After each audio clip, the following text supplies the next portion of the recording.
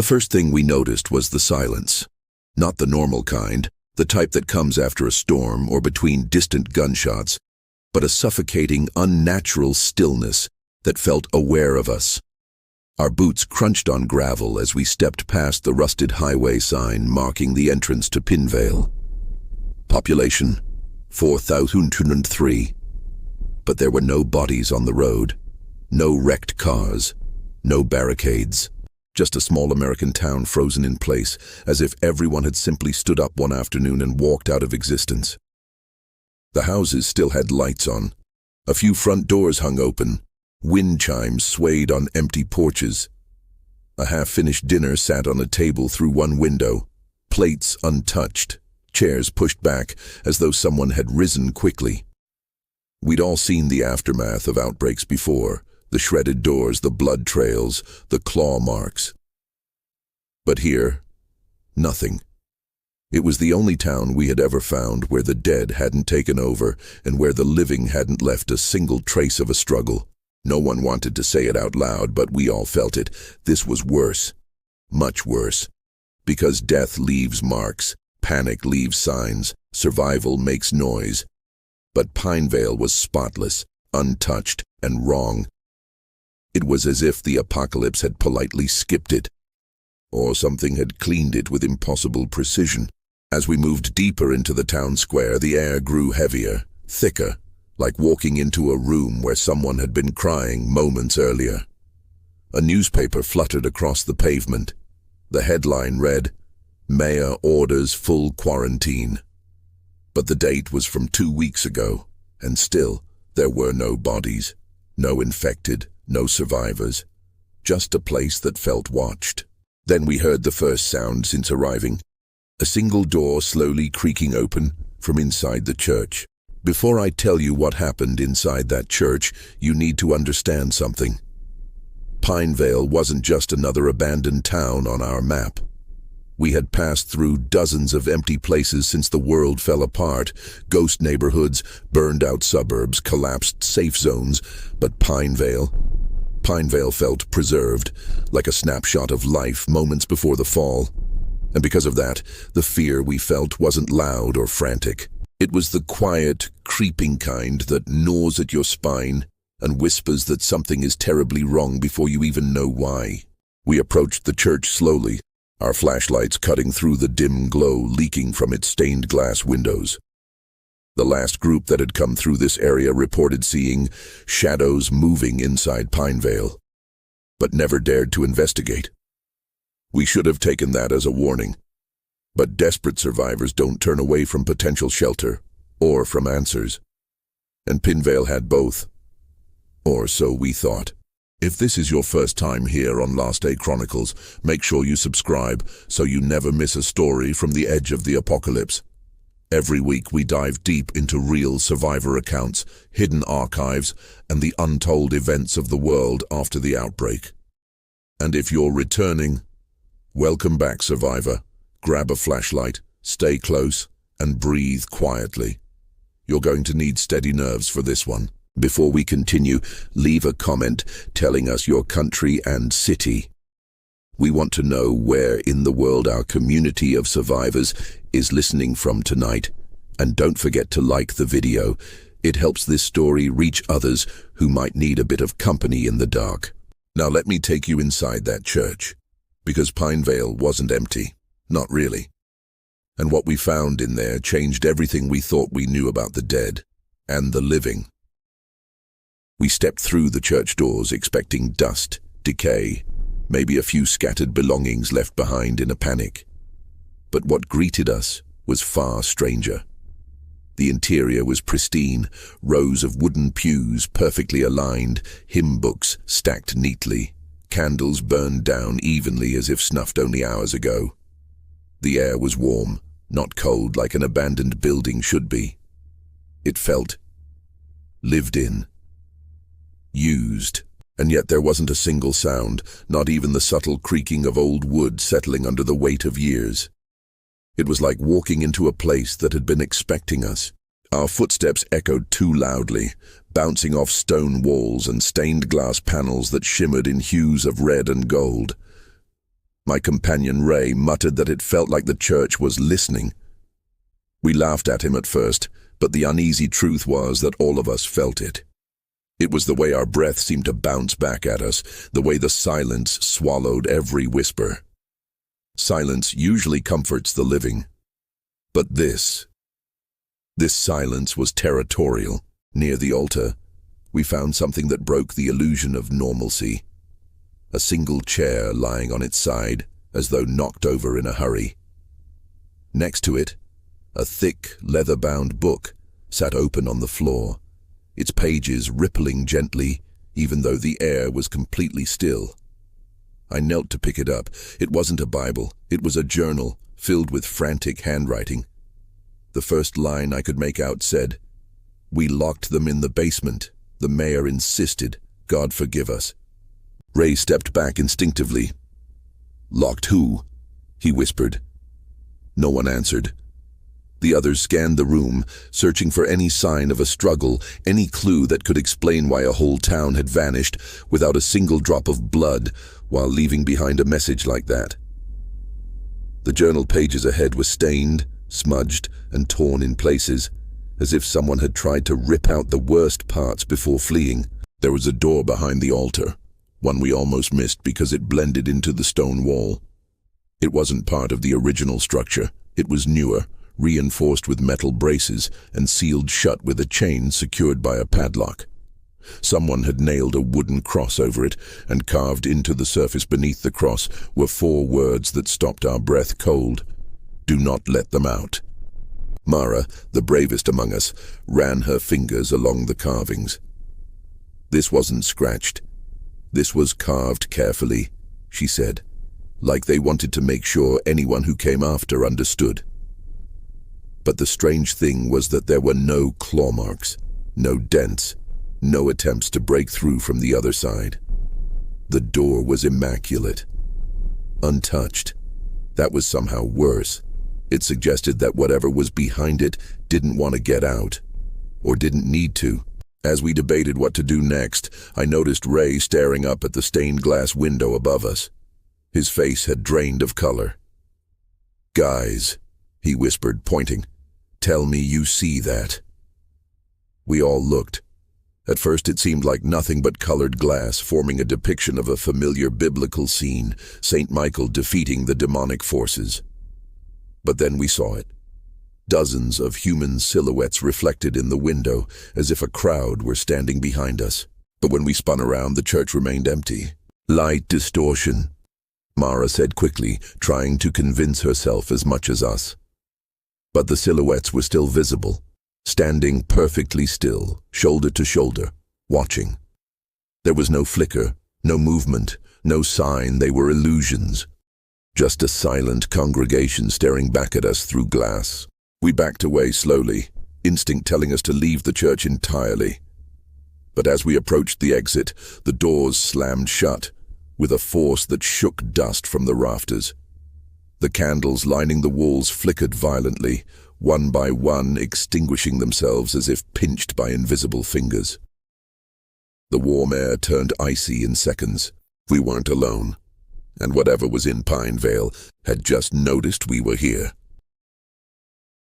The moment the church doors slammed shut, every instinct screamed at us to run, but there was nowhere to go. The windows were too high to reach, the side exits wouldn't budge, and the heavy air pressed down like a physical weight. The darkness grew thicker, swallowing the warm glow that once filled the room. For a few seconds, all we could hear was the sound of our own breathing, shallow, quick, terrified. Then another sound rose beneath it, something faint, something rhythmic. A slow, deliberate tapping, echoing from beneath the floorboards. Ray's flashlight shook in his hand as he aimed it at the altar. "It's coming from down there," he muttered. But that didn't make sense. If something had truly been locked in the basement, how was it making that gentle, controlled tapping, as if it wanted us to know it was awake? Mara moved closer, abandoning caution. "Listen carefully," she said. "It's not random. It's in a pattern." She was right.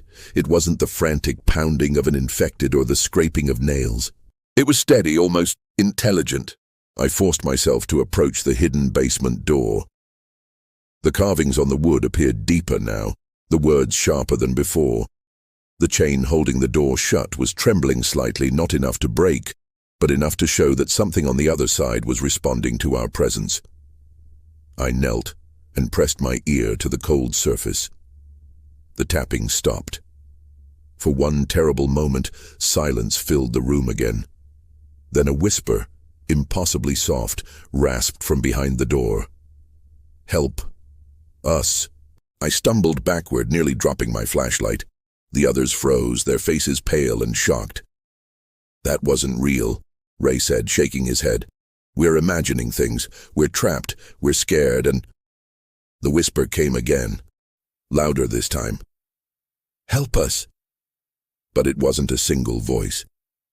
It was a chorus, dozens of voices overlapping in a horrible, pleading harmony, the kind of sound that made your blood turn to ice. Mara lifted her rifle, pointing it toward the door as though expecting it to burst open. "This town has no bodies," she said. "No dead, no living. What if they're all down there?" It sounded absurd. Thousands of people crammed beneath a church. Impossible. But the journal's warning, the silence, the reflections in the stained glass window. Suddenly nothing seemed impossible anymore. The floorboards vibrated beneath our feet, subtle but unmistakable. As the voices swelled, the temperature inside the church plummeted. Our breath fogged in front of us. The candles that hadn't been extinguished began melting unnaturally fast, the wax dropping in heavy, unnatural globs. Something was changing the environment around us, and the voices, those overlapping cries for help, shifted tone. Pleading turned to urgency. Urgency turned to desperation. Then abruptly, they went silent. A single knock, one clear, deliberate strike, hit the back of the door. The chain rattled violently, metal scraping against metal. Mara shouted for everyone to fall back. We took defensive positions behind the pews, weapons aimed, adrenaline crashing through our veins. Ray whispered, "If they're alive, we should help them." But none of us dared move, because something was wrong with those voices. They didn't sound like starving survivors. They didn't sound human anymore. There was an echo, a distortion, a layered resonance. Then the stained glass window flickered. The silhouettes we had seen before were still there. But now, they moved. Slowly, their heads turning toward us, even though there was no physical presence behind us. "Stop looking at it," Mara yelled, but Ray couldn't tear his eyes away. "They're getting closer," he whispered. The shadows in the glass pressed forward, shapes merging and writhing. The tapping returned, rising into a frantic rhythm. The chain stretched tighter. A crack formed along the wooden cross nailed over the door, and I realized then that Pinevale hadn't been abandoned. It had been sealed, not to keep something out, but to keep something in.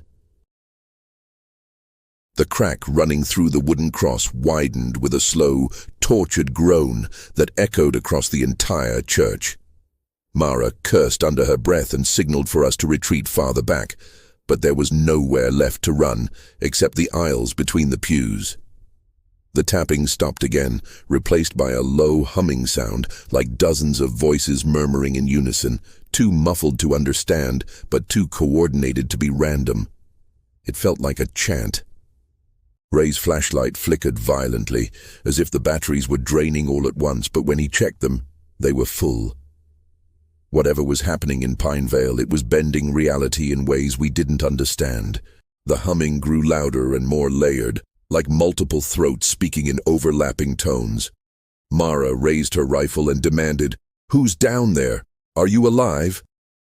The voices changed instantly, shifting back into the same desperate cry we had heard before, pleading, terrified, human-sounding. "Help us," they screamed. "Please, don't leave us here." but their synchronization made my skin crawl. No group of terrified people could speak in perfect unison. It was like something imitating humanity, almost getting it right, but not quite. Ray took a step toward the altar. "We can't just ignore them," he said, his voice trembling more from emotion than fear. "What if they're trapped? What if they've been locked in there for weeks?" But Mara blocked him with one arm. "Ray, it's a trap. None of this is right." She pointed at the stained glass window. The silhouettes were now pressed against the glass, their hands raised, their faces indistinguishable blurs, yet somehow focused directly at us. A moment later, a hairline crack appeared in the stained glass, spider-webbing outward with an almost organic pulse. I aimed my flashlight toward the altar door again. The chain was stretching, pulled tight as a bowstring. Something on the other side pushed against it with slow, methodical pressure. Not frantic banging, not infection-induced rage. Controlled pressure, almost testing the strength of its restraints. "They're not panicking," I whispered. "They're waiting." Mara looked at me sharply. "Waiting for what?" she asked. But I already knew the answer, even if I didn't want to say it. They were waiting for us to get close enough. Without warning, the pew behind Ray slid a full foot across the floor, scraping loudly. He yelped and spun around, nearly dropping his weapon. Another pew shifted, then another. Not violently, just enough to close the space around us, narrowing our movement, compressing the room. The church was herding us like cattle. "Move," Mara shouted. "Get to the aisle." We scrambled forward, but the pews continued to shift on their own, forming a maze that guided us back toward the altar, back toward the sealed door and the thing behind it. The chanting resumed, this time louder, more coherent. "Free us," the voices whispered. "Free us." But beneath that plea, another tone emerged, deeper, almost predatory. The door shuddered. The cross split in two, falling to the floor with a heavy thud. The chain held, but only barely. Mara fired a warning shot at the door. The bullet struck, sending splinters flying, but the voices didn't react. Not even a flinch. Suddenly, the stained glass window burst inward, not shattered by force but by temperature, as frost spread across the inside of the pane before exploding outward in a wave of icy shards. The silhouettes disappeared instantly, leaving only the swirling mist of cold air pouring into the church. The temperature dropped so fast my breath came out in thick, rapid plumes. Ray clutched his chest, struggling to inhale. Mara grabbed him, pulling him toward the center of the room, yelling for us to regroup. Then, as if on cue, everything stopped. The pews froze mid-movement, the chanting ceased, the rattling chain fell still. In the dead silence that followed, a new sound rose, soft, delicate, unmistakable. Footsteps, descending the basement stairs. The footsteps were slow, measured. Each one echoed through the hollow space beneath the altar with unnatural clarity. They didn't sound like the panicked steps of someone trying to escape or the erratic shuffle of an infected. These sounded deliberate, like whatever was in the basement wanted us to hear it coming. Mara raised her rifle again, but her hands trembled. For the first time since I'd known her, she looked unsure, not of the threat, but of her own instincts. The chain on the reinforced door vibrated with each step. Not violently this time, but rhythmically, as though the footsteps themselves were resonating through the wood. Ray whispered, "Someone's coming up." But his voice cracked halfway through the sentence.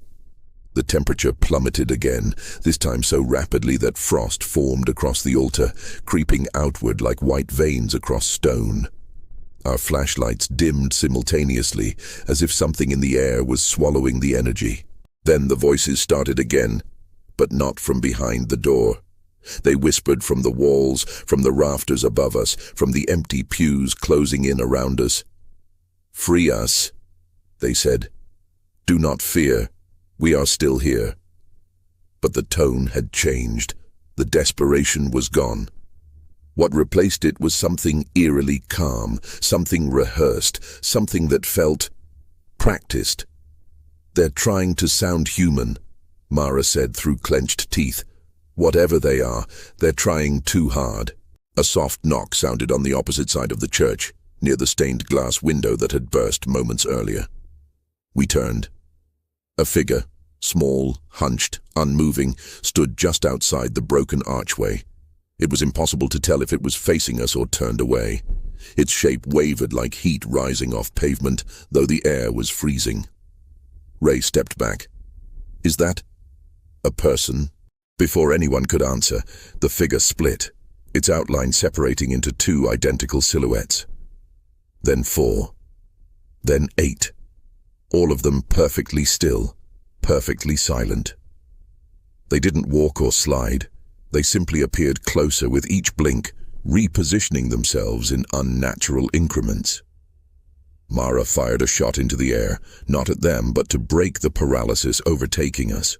The sound echoed like thunder, and the silhouettes vanished instantly, leaving only a shimmer in the air, like their outlines were burned into the cold. The footsteps from the basement reached the top step. We turned back to the sealed door just as the chain snapped, not explosively but with the clean precision of something cutting through steel. The links fell to the floor in slow motion, scattering across the stone tiles like metallic raindrops. The reinforced door didn't burst open. Instead, it cracked down the middle, splitting evenly as if guided by invisible hands. A sliver of darkness expanded between the halves, thick, physical darkness that seemed to swallow the light around it. From within that darkness, a hand emerged, or something shaped like a hand. It was pale, almost translucent, with long fingers that bent at subtly wrong angles. Not enough to scream monstrous, but enough to tell the brain this is not human. The hand rested on the doorframe gently, almost politely. Then a second hand followed. Then a face. But the face wasn't a face. It was a mask, smooth, expressionless, without eyes or a mouth, like porcelain warped by heat. And yet somehow we felt it looking at us. Ray collapsed to his knees, choking on panicked breaths. Mara grabbed his arm, dragging him backward. "Don't look at it," she yelled. But I couldn't look away, because as the creature stepped fully into the dim light, something clicked in my mind. Something terrible. Something undeniable. It wasn't one creature. It was many. Dozens of bodies fused into one shifting shape, like a mass of people trying to occupy the same point in space at the same time. Arms, legs, faces overlapping and folding through each other, flickering in and out like bad static. And when it spoke, all the voices we'd heard became one. "Let us out," it whispered. "We are still the town." The creature stepped forward, its movements impossibly smooth, almost graceful, like it was gliding rather than walking.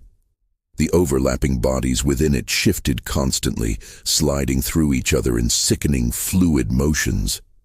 Arms folded inward. Faces emerged and dissolved. Legs bent and reformed in ways that defied anatomy. And yet, despite the chaos within its form, its silhouette remained disturbingly human-shaped, almost as if it were trying to imitate the way a single person might stand. Mara fired at it. 2 shots, then 3. The bullets struck its surface, but they didn't pierce. They didn't bounce off either. They simply disappeared into the mass, swallowed instantly with no visible wound. No reaction, no sound of pain. The creature didn't even flinch. It lifted its head, or what counted for a head, and tilted it as if studying us, as if curious. "Stop shooting!" I yelled, grabbing Mara's arm before she fired again. "It's not working." The entity leaned closer. The air around us vibrated with low harmonic resonance, like distant chanting layered into a single note. The stained glass shards on the floor trembled. Loose hymn books slid off the pews. Ray clamped both hands over his ears, screaming, "It's inside my head! It's inside!" Before he could finish, his body went rigid. He froze in place, eyes wide open, pupils dilated. The tension in his muscles made his arms tremble violently. The creature extended one of its many arms toward him, not attacking, beckoning, slowly, gently, as if inviting him closer. "Ray, don't move!" Mara shouted. But he didn't seem capable of making that choice. He took one step toward the creature, then another. The church seemed to hold its breath. The shadows along the walls crawled inward like living veins converging toward him. When Ray reached the creature, it placed a hand against his chest. Ray vanished, not in a burst of light or a scream, not in a spray of blood. He simply dissolved into the mass, absorbed like water sinking into soil. His silhouette flickered inside the creature's body, then merged with the shifting forms within, becoming indistinguishable from the others. I saw his face for a fraction of a second, eyes staring outward, mouth frozen in silent terror, before it folded away into the writhing mass. Mara broke. She grabbed me by the collar and screamed, "We're leaving now!" I didn't argue. We sprinted down the aisle, dodging pews that shifted just enough to slow us, but not enough to block the path completely, like the building itself wanted us to flee, but not too fast. The entity moved after us, not running, not lunging, just gliding in long, smooth strides that covered far too much distance. Each step made the walls warp, the ceiling distort, the floor bend upward like rippling water. We slammed against the front doors, locked, frozen. The wood was so cold it burned our hands. Mara kicked at them with everything she had. I rammed my shoulder into them until my bones screamed. Nothing. The creature closed the distance behind us, its shadow stretching across the aisle. The church lights flickered violently. The temperature sank so low that ice spread across the inside of the doors, trapping us in place. Desperate, I looked upward and saw the only escape, the stained glass frame that had burst earlier. "The window!" I shouted. Mara didn't hesitate. She climbed onto a pew, then another, then lunged toward the opening. I followed. Behind us, the creature extended an arm that reshaped itself into a long, hooked limb. It reached out, inches from Mara's heel. She leapt through the window. I jumped after her, feeling the icy claws graze the back of my boot as I tumbled onto the frozen ground outside. We ran, through the empty streets, past the silent homes, past the untouched cars and the flickering porch lights. We didn't stop running until Pinevale was a distant speck behind us. Only then did we collapse, gasping, trembling, nearly frozen from the inside out. When I looked back, I saw figures standing at the edge of town, hundreds of silhouettes lined up in perfect stillness, watching, waiting. Pinevale wasn't abandoned, it wasn't empty, it was a cage, and we had almost opened the door. We never went back to Pinevale. Not because we didn't want to understand what we saw, but because some places aren't meant to be understood. Some horrors aren't meant to be solved. The world before the fall taught us to look for logic, for explanations, for reasons. But the world after, it teaches you something far simpler. When a place feels wrong all the way down to the bones, you leave it behind and you don't look back. Whatever Pinevale became, whatever those people merged into, it wasn't alive, it wasn't dead, it was something in between, and something that wanted more. In the nights that followed, I couldn't sleep. Every time I closed my eyes, I saw Ray's silhouette flickering inside that creature's mass. I heard those voices, shifting between human and inhuman, calling to us, calling for release. And every time I woke, gasping for air, I checked the horizon, terrified I might see shadows standing perfectly still in the distance, waiting, watching, patient as ever. If you're listening to this, remember one thing.